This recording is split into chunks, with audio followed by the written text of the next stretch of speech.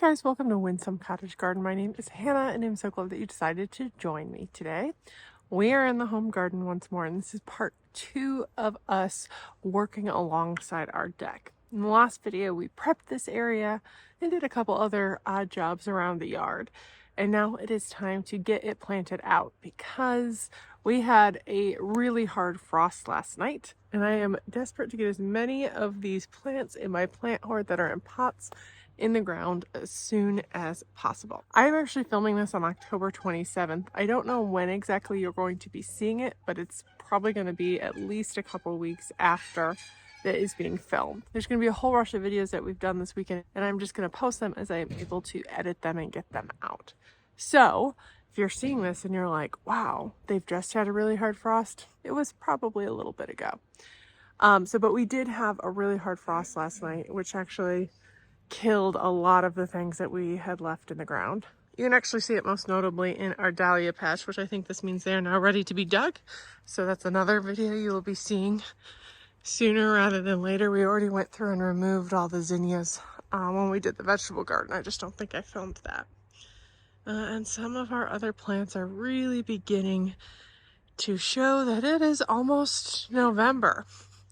But this is where we're going to be headed, and I'm going to get started by getting these 3 hydrangeas in the ground. After they are planted and the area more smoothed out, I'm going to dive into my plant hoard and see how many of the sun plants left in there can make its way into this bed. So I'm going to get you guys set up, and we will come back at the end and show you what we've done.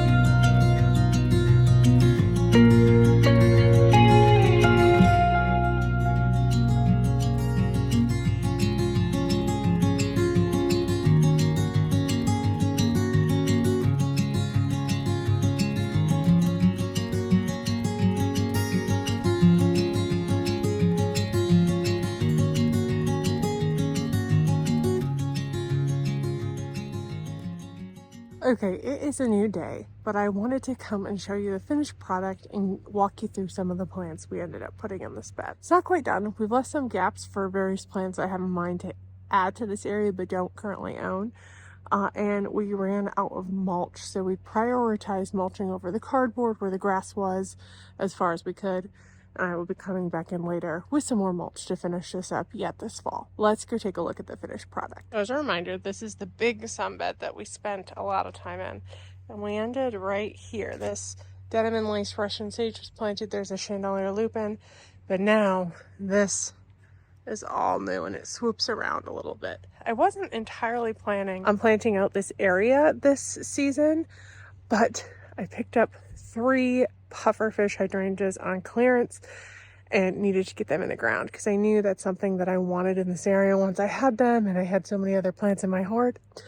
It just kind of became natural to move forward with this. Here again is a look at it. We'll kind of go and look through the whole thing, but here are the 1, 2, 3 pufferfish hydrangea. It's kind of hard to see because of the sales sticker, which I actually paid half price. So I got these each for $10, which I thought was a steal. These are a panicle hydrangea that will get 3 to 5 feet tall and wide. They are zones 3 through 8, and they love full sun. And I don't know if you can see that they've got a little like tuft at the end of their bloom, and that's why they got their name. Let's see. Oh, here's another great picture. I saw these in a garden center, and they were just basically one big mound of flowers. And that's really what I wanted for this space. So 3 to 5 feet tall and wide. They'll probably grow up to about, well, the ground isn't even, but there, so blocking a lot of this under deck area, and it will provide a really pretty wall of light in this space. We also came back with some other tried and true favorites. We have right here a Walker's Low catmint. We've planted this in a lot of different areas, but it gets 24 inches tall and 24 inches wide and is hardy in zones 3 through 8. And I also pulled some wire vine. I have, I think, 4 out of my plant hoard in here. I actually purchased these as soon as I bought the house because I had these at my old house and I absolutely loved them. Well, I call it a wire vine. It is actually technically a type of Veronica. And it's got these beautiful purple flowers in the early spring, and it grows 4 to 6 inches tall. It says 12 inches apart, but it just keeps on going, and it's hardy down to -30, which I believe is a zone 4. I expect that this will just fill this area over time. Oh, I do have 5. 1, 2, 3, 4, 5. And it's a little bit different green than the Walker's Low. As you can kind of see there, it's darker, so I thought it would set that off really well. We planted a Shriner Iris here that I don't really know which one it is. I don't think it's actually ever bloomed, so we'll see if it likes its area. It's keeping on. And then at the front here, we planted a Siberian Iris here. It's a beautiful Siberian Iris. And I actually have 3 different chunks of them back here. So there's one right here. There's one on the other side of the obelisk. And then there's one over here, kind of in front of that window right there. So I think that will help repeat and draw these areas together. So that's there. And then we planted 3 boogie woogie sedum. We recently planted some of this at the cottage, so it's not new. It's one of my favorite ground covers. It does have a tendency to revert a little bit, so I'm hoping it doesn't do that here. But it's a full sun plant. It is 6 to 8 inches tall, 16 to 18 inches wide. Again, it'll just kind of keep growing, and it's hardy in zones 3 through 8.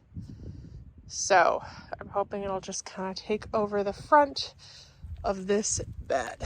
Let's see. We planted a iris here. I don't know if I marked what one it was. A lot of these I didn't know what they were. Oh, this one did get a tag.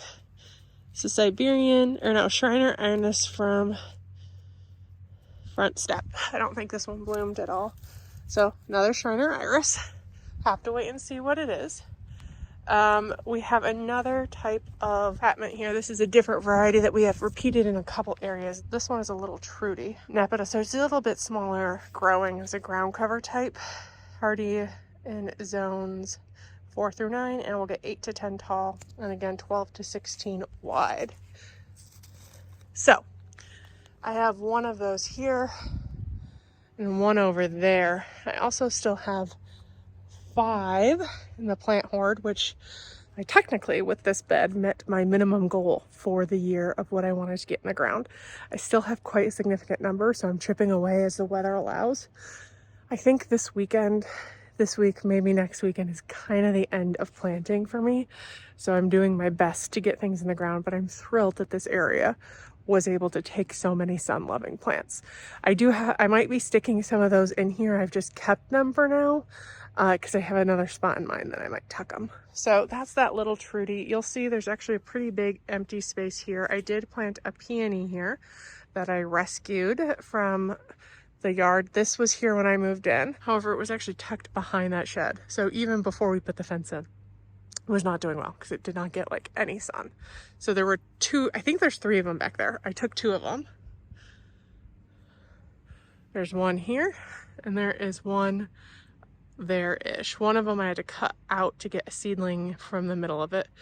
I think they're gonna be okay though. But this means there's 5 peonies in this huge bed. So 1, 2, 3, 4, and then there is a 5th one right there. Not sure what variety these are. One of them is a magenta color, and I do have a magenta one. That was that last far one you saw that was near where the dahlias are looking kind of sad because we got a frost and I need to dig them. And the other one I think is like a white peony.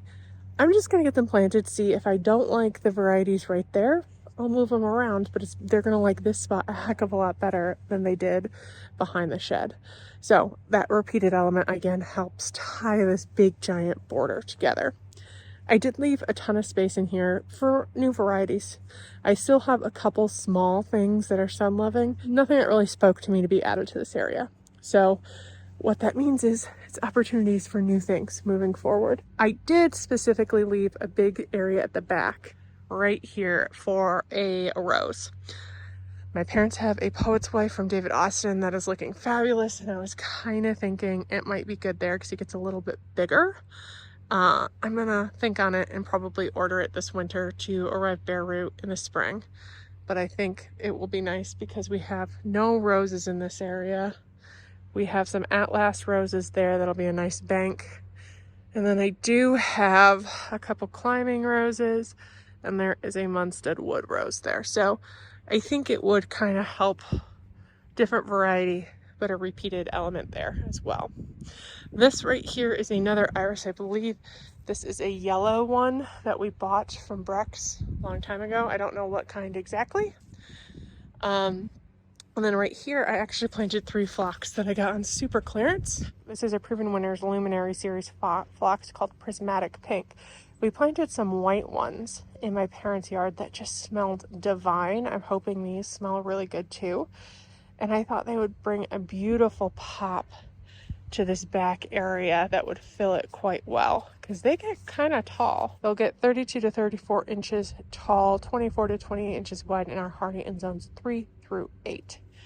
They're also an improved phlox, so they're not supposed to get some of the diseases other phlox get, like powdery mildew. I do have more phlox in that section that are a different variety, and I thought this was a nice repeated but different element, and if it smells good, even better, because this is our large seating area on the deck. I also should mention, because I haven't in a while, there used to be, you saw my dad digging out stumps, there used to be here, let's see, there were 2 arborvitae, and then here there was a bank of yew bushes that completely enshrouded this deck. You could not see any part of the yard. It felt like a little cozy room, but I would prefer a vantage point to look into the yard because it really is a pretty view. I mean, who wouldn't want to see this instead of looking at a spidery old yew bush? I definitely prefer this. But I think the previous owners added this on and that they planted those. This needs a rail. I've been talking about it for a while. I've not put it on mostly because I do have plans to refinish the deck. I'm just trying to figure out when the budget will allow that because this is going to be quite a undertaking. It's possible I'm going to put something temporary on if I'm not going to be able to do the deck next year. I'll figure that out this winter. So yes, this definitely needs railing. When we do the railing, I should mention one of the other things I'm gonna do is actually move the steps from there to here, which means we can shift the seating area along the back of the house so it will also overlook the yard. It just makes so much more sense to me than the way they have it configured. But I do want to acknowledge that this is not safe. The couple times I've had kids come over, we have either not gone into the backyard or moved everything and sat on the grass. So just acknowledging that. As we make our way over here, we do have another one of those Trudy Nepidas, and then we have a different variegated ground cover. This looks a lot like the Boogie Woogie, but I like that it was a little more finely shaped. It's called What a Doozy, and it is a little bit shorter than Boogie Woogie. It'll get 2 to 5 tall and 13 to 16 wide, and it's hardy down to -20, which I think is a zone 2 or 3. So incredibly hardy. And again, I think it'll provide a bright pop on the edge of this curve. Let me see if I can stand out of the way. It's kind of hard with the sun right now, but I do have 1, 2, 3. These are baby Millennium Alliums, not grass, that I think will provide a nice little pop. And we have some more of them right down there. So it'll be a nice repeated element that I think I will look to repeat over there when we work in that a little bit more. We have another iris that came with me from my last house. It's a blue one from Brex, I believe. Oh no, it's a mystery one from Brex. Now I'm a little worried because I noticed this year in the plant hoard, I had 2 iris that I bought from different places that looked similar but different, and I don't want them too close to each other. If I've planted both of them in this bed, one of them's going to be moved, but we'll just have to wait and see what blooms next year. Next to this, we have some more pinks, which we planted in other areas as well.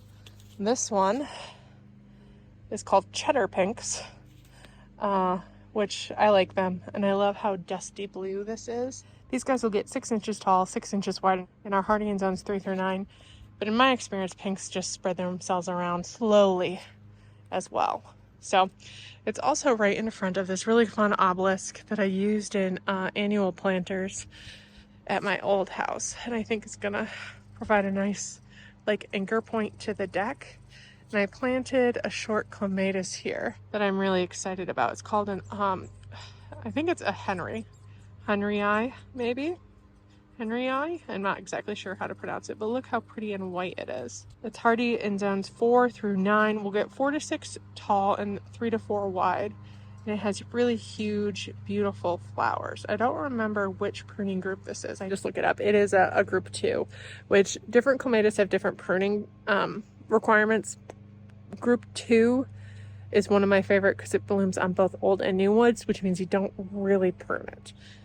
So I picked this one specifically for this obelisk because 4 to 6 is a little short, but that would fill this obelisk nicely. I hope it really likes its area, and we've mentioned this before, that's the Siberian we repeated. I also was able to tuck one more, it's hard to see, right there, sedum from the plant hoard in here. It's a Sun Sparkler Wildfire, and this color is how they look in the spring, and it's absolutely gorgeous. They are 4 inches tall, will get about 18 inches wide, and are hardy in zones 3 through 9. That's the space. We have this pile of dirt going here that I've been using as I've been working on other projects. I'm thinking it's going to be gone in the next week, and then I will round up a little bit more cardboard and just mulch this. Even though we have plans to change things, I want to get this all mulched before winter. So let me tell you, it becomes a muddy mess in the winter. So getting it all mulched would be chef's kiss great, because even though the area wasn't like a bed before, the grass didn't grow very well there. So it was just mud and the dogs would track it in. So that was another bonus to getting this done earlier. I just realized I had dirt in my teeth for a lot of that. I've cleaned them, so please don't touch me. They're not dirty. It's just that I've actually already been planting today. In a video you'll be seeing shortly. And I thought I got all the dirt off my face, but apparently I didn't look closely enough. Gardening problems. Anyway, as I said, with this big bed, we are now at that minimum of what I wanted to get planted. And I've been chipping away continually at the plant hoard. The next one you see, we're going to be in the front yard planting some anchor plants that I had in the hoard.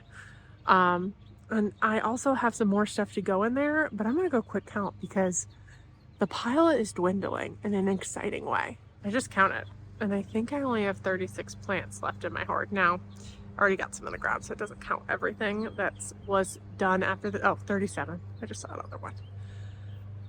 But so much better than the like over 100 that happened before we even got into this big sunbed. So I'm doing it slowly. I think I may have mentioned at the beginning of this video, and if I didn't, I'll do it now. I am gonna be behind in editing, but I figure it's better to share it with you after the fact than just not show you the process at all and be like, bam, here's some more gardens. So all that to say, really exciting that we got these in the ground, but we still have more to come. I'm going to be doing a big push this weekend and next, which will be a couple different videos that you guys will see slowly over time. So if you haven't done so already, please make sure to subscribe. If you like this video, hit that thumbs up button and share it with your friends. I really appreciate you joining me today, and I can't wait to see you next time. Bye-bye.